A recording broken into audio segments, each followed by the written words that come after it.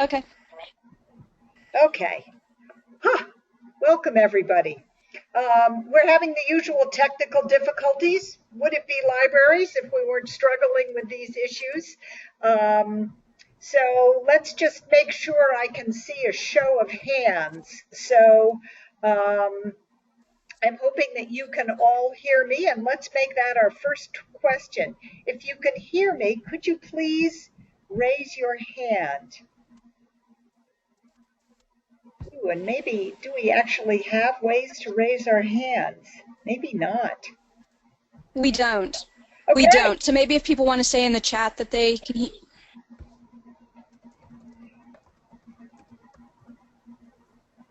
Jennifer can hear me. Yes. Ah,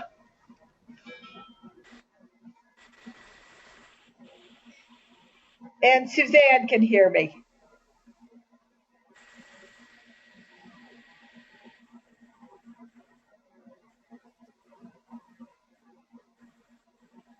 All right, I think I'm just going to go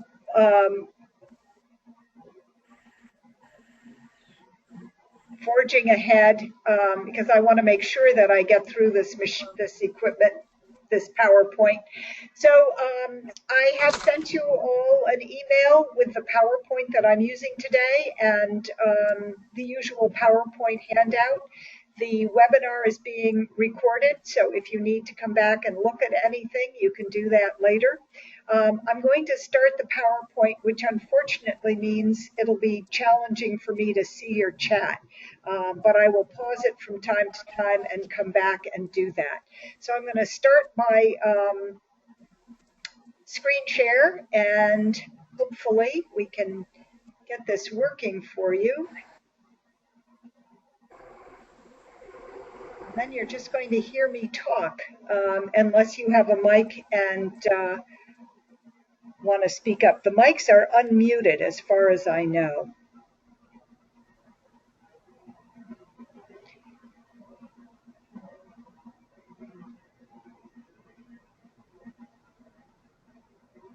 So I am hoping that you can see the screen that says Impact Survey, Vermont Department of Libraries webinar.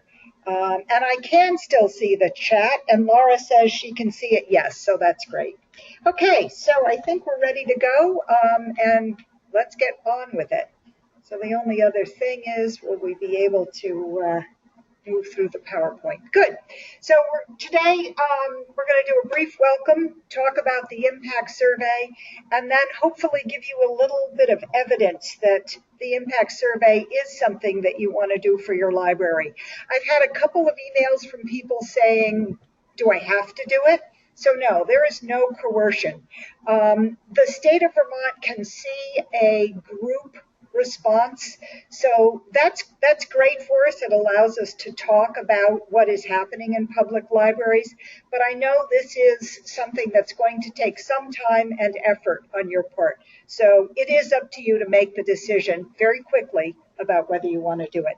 You can see that I have questions and answers at the end. So make a note if something comes up or put it into chat and I'll try to answer it as we go along. So Mara was going to talk about tools, but she's coming in via the web, so that's more challenging for her. And thank you all for making the change very quickly at the last minute. With 13 people taking the webinar, it didn't seem as important to use the big clunky software. So we're now coming in via Gotomeeting, which has some different tools. I'm hoping that you can see me. For those of you who've just joined me, if you're having difficulty, find the chat button. You can either chat with each other or chat with everyone. It's the chat with everyone that I will see.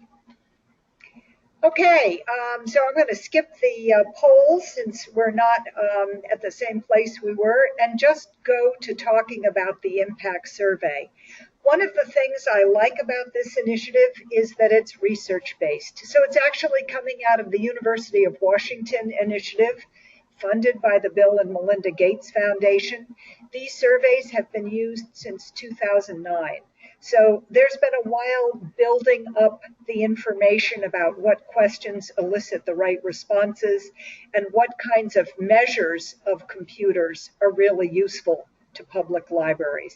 It's a pre-tested and pre-validated survey, and as I mentioned, the state of Vermont, Marty Reed, me, can go in and see a collective report of everybody who's participated. So that is going to help us, but you should do the impact survey because the results will help you. So I just want to remind you that we came after you last fall, 2014, and asked you to enroll. That's because we knew ahead of time that the fee wall would go up. So if you enrolled, depending on when you enrolled, your expiration date was 1 year from that date. So the email that I sent out went to you because your expiration date is in September. And if you log on to the impact survey again, you can see that information. You can see when your enrollment went out. I'm happy to have you email me if you run into difficulties with that. I can also see that information.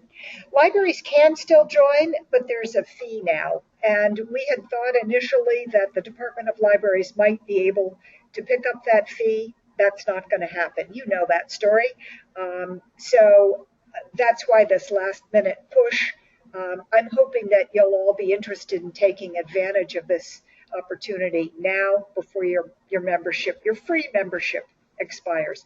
If you do decide to pay the fee, then you can go on offering the survey. You have an extended time. I just put up a couple of fees so you could get an idea of them. So the measuring stick, the yardstick, if you will, is the library's total income. So for libraries with less than $20,000 of total income, the yearly fee is $50 to join. For libraries like Fletcher Free, who have a total income of over $1 million, it's $500 to join. There's more information on the website, so feel free to look at that. As I said, there's no pressure coming from us for you to join. So let's talk about reasons that you might want to do the impact survey. I'm calling that readiness. So the Stowe Free Library is doing a strategic plan, and I was thrilled to see in the orientation materials that they're giving their task force these facts and figures, which came from the impact survey. So they found out that 50% of public technology users at the library use the library's connection. That could be Wi-Fi, that could be equipment, that could be help for employment purposes. 32% of those people applied for a job, 25% were granted an interview, and 21% were hired for a new position. And that kind of data tells a story. I mean, that's the kind of thing I would want every employer in town to know. I'd want to be sharing this with the Regional Planning Commission and any economic development initiatives that were going on in town. I'd want a local incubator to know about this. And this is the standard report that comes back from the initiative. So here's another piece of data that you're going to get, help and training at the library. So 64%, this is figures from a library report, 64% of public access tech users reported getting one-on-one help from library staff or volunteers in the past 12 months. The most frequent tech help was for library computer services, 81%. And then there's typically a graph. So here's a graph showing the type of help received from library staff or volunteers.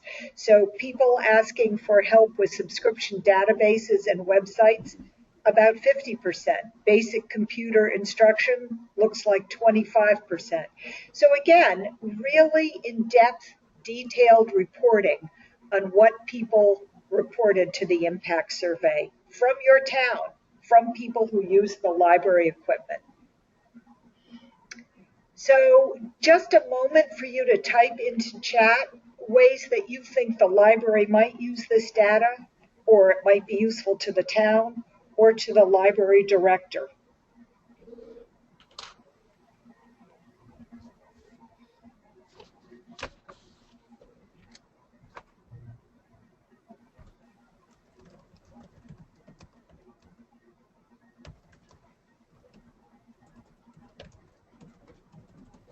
So I'm not seeing chat. I hope that doesn't mean that you're not able to chat. Let's see.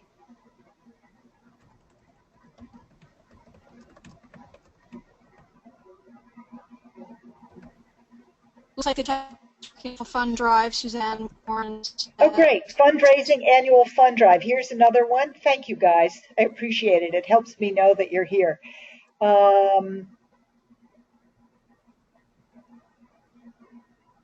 Jennifer says, I think it helps to show the town and the library director what services are being used and what could be needed. You know, Jennifer, I think that's a big one. So we say to people, we really need more, you fill in the blank, broadband, iPads, headphones, one-to-one help. Using the data really supports what you're saying, what your message is.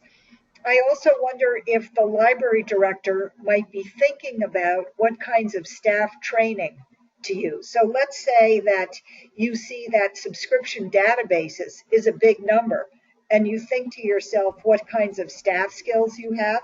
Maybe that's the point when you want to up your training on the Gale databases or Heritage Quest, just so people have it.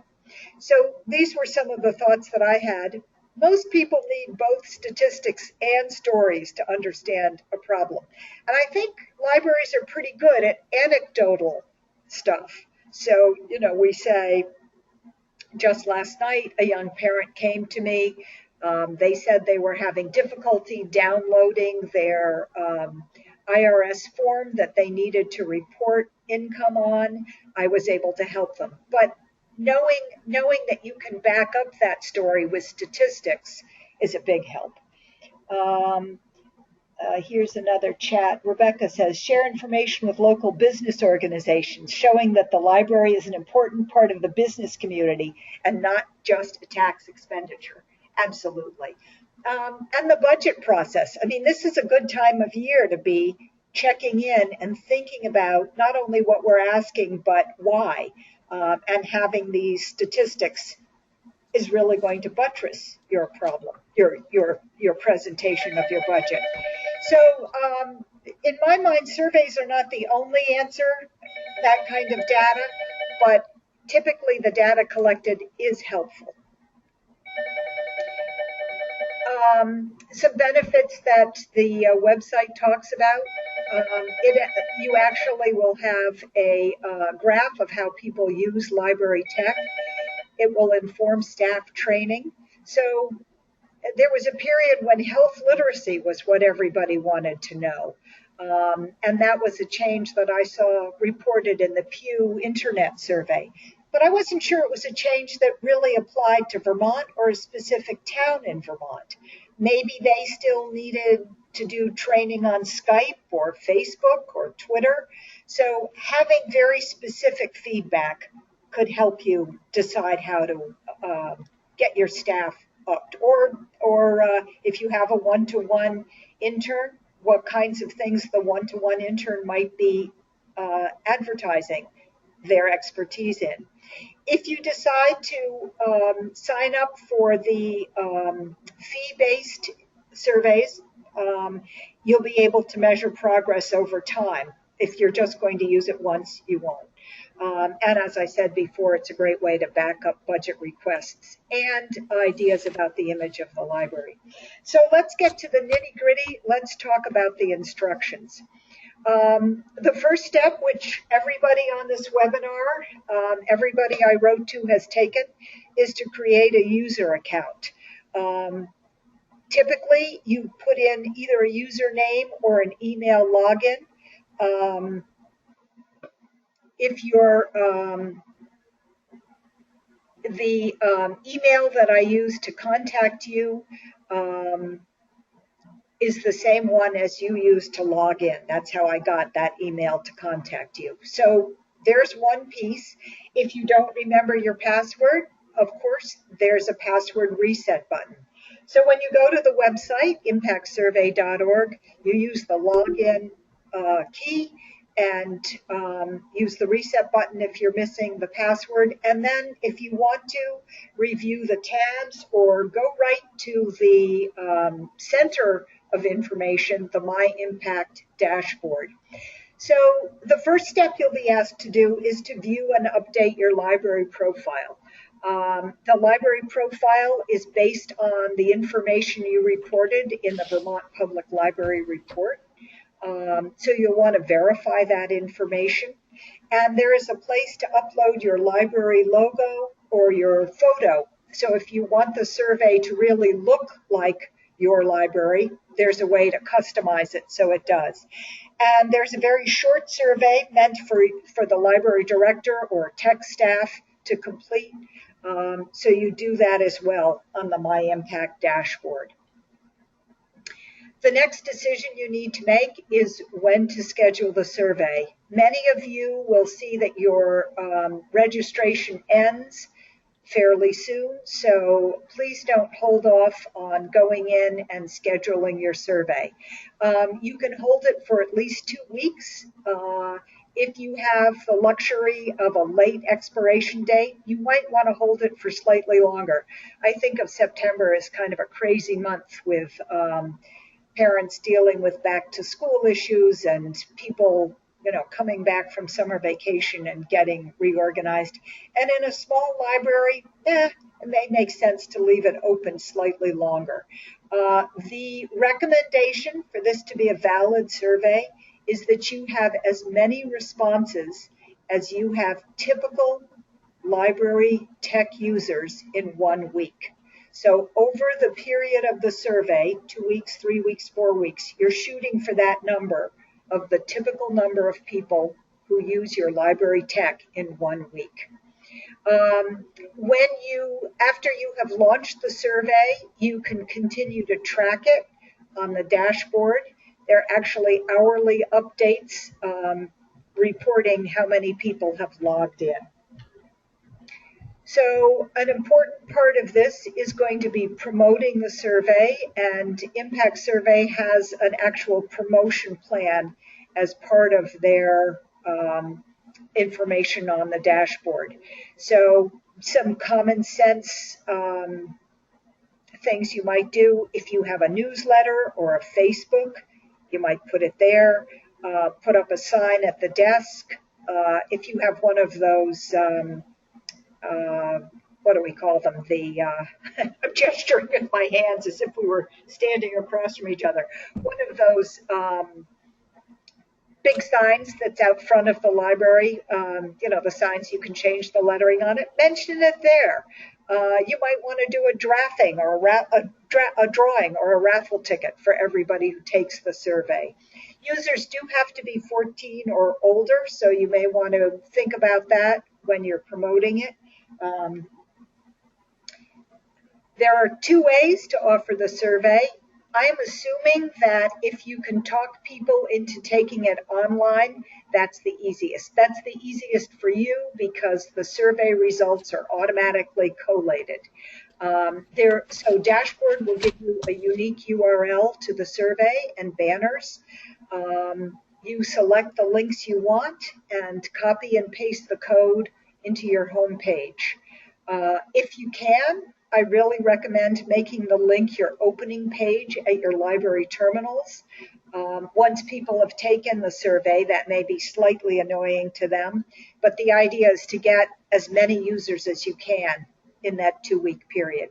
The links are actually hosted by Impact Survey, so you're just offering a link. You're not screwing up anything to do with the programming on your website. And there is one-to-one help with the Impact Survey team. I tested it yesterday.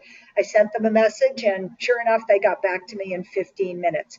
Do remember, Impact Survey is a West Coast, a University of Washington product, so they're on West Coast time. If you email them at 9 in the morning, they're not going to get right back to you.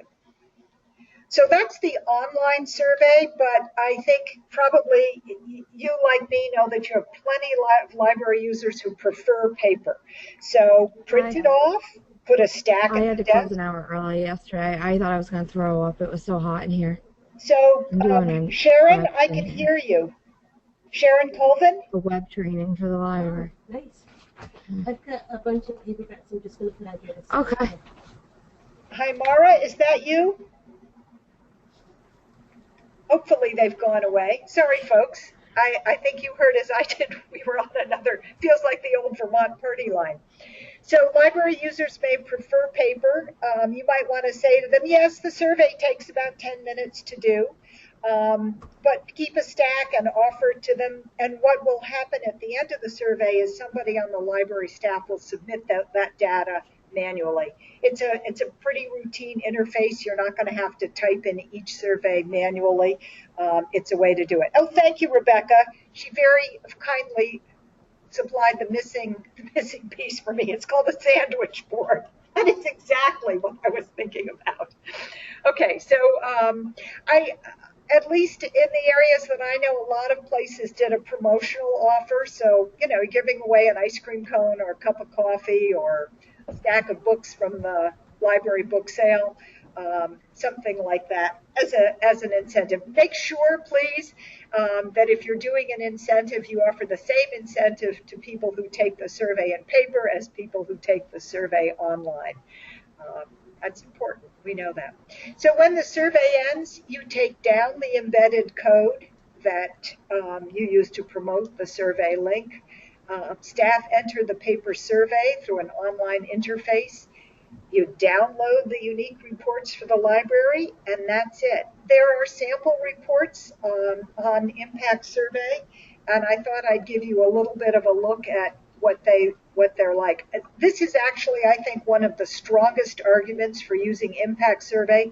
I mean, there are other places you can get surveys, but the reports are really nice, and they are exactly what I think you want. So, for example, there's a full report. It's 23 pages. There's a foreword. They talk about the scholars who designed this initiative. There's lots of data. That's great if you have people, perhaps your trustees or a long-range planning committee, that want to read 23 pages. But there's also a 2-page highlights, good layout, color graphics. I think that's probably the highlight, the report that you're going to use the most.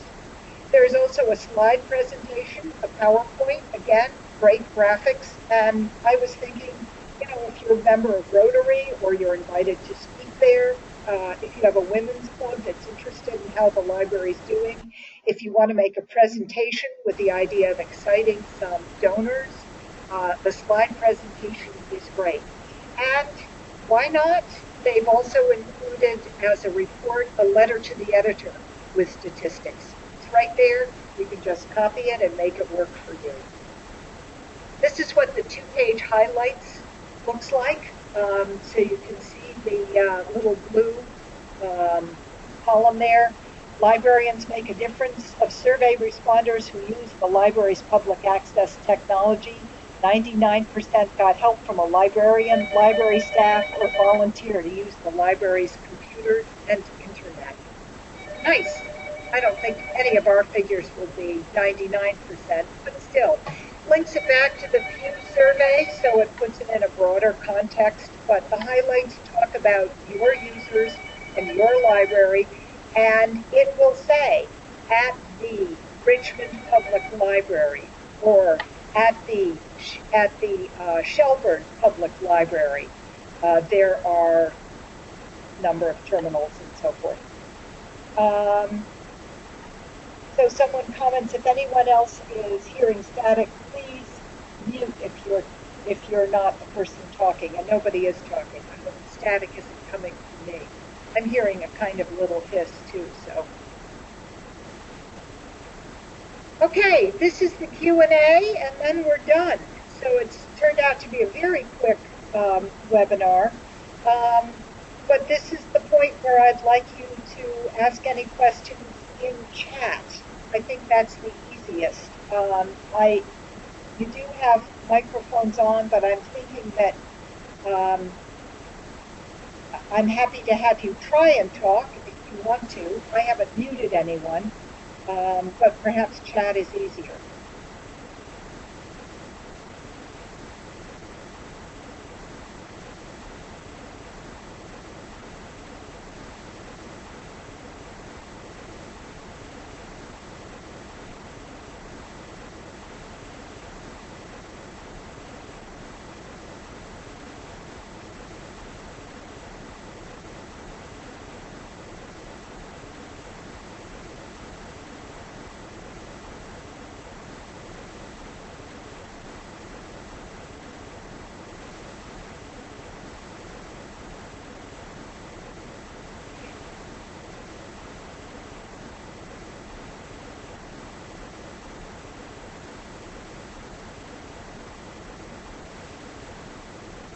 So my website says Laura Keenan is talking, but Laura, I can't hear you.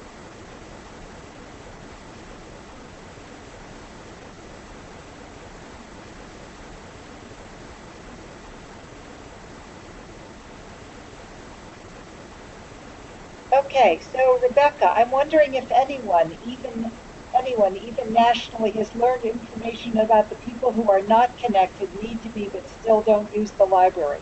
This survey is useful for those who do use the library. Oh, Laura says not talking. Okay, must have been some kind of nice emoticon, Laura. Rebecca, I don't know the answer to your question. I, of course, like you, am interested in the people who say, um,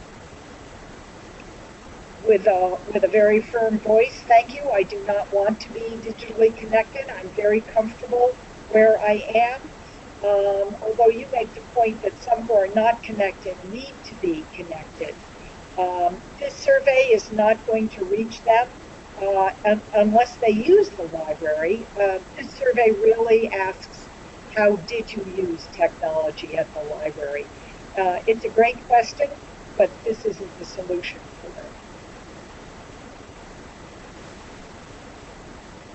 So what was the thing about extending the survey? September is a crazy month for us. I know that. Suzanne, in order to extend the survey, at this point, you would have to pay a fee. So you can log on, plug in what the library's total income is, and see where on the spectrum you would fall. The Department of Libraries is not joining this initiative. I think that was the original plan. Maybe we could join and either make it much cheaper for everyone or perhaps pick up the whole tab. But with the current situation, we're not doing that. So it'll be somewhere, the lowest libraries were those with a total income of $20,000. I'm sure you're well over that. That's a $50 fee. At the $1 million income, again, way above where you are, it was 500. But that's the deal. If you want it free, you've got to do it now. I do. I think there's probably maybe a day's work for um, updating my dashboard when you log in, learning how to copy and paste the HTML. Maybe a call to your tech person if you have somebody who helps you with the website, making sure that it's there. And then you sit back, except for promoting it, you sit back and wait for the surveys to be done. So no way to go beyond there. And seriously, I think you need to do it now so that your survey has 2 weeks to run and you can still log in and get the information.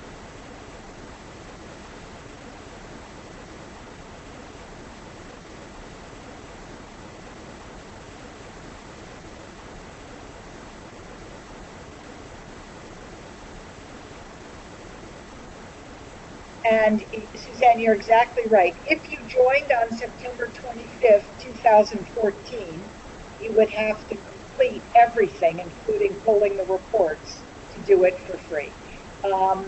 You can find out when you log in when what your ending date is. And if you have trouble with that, get in touch with me and I'll help you figure it out.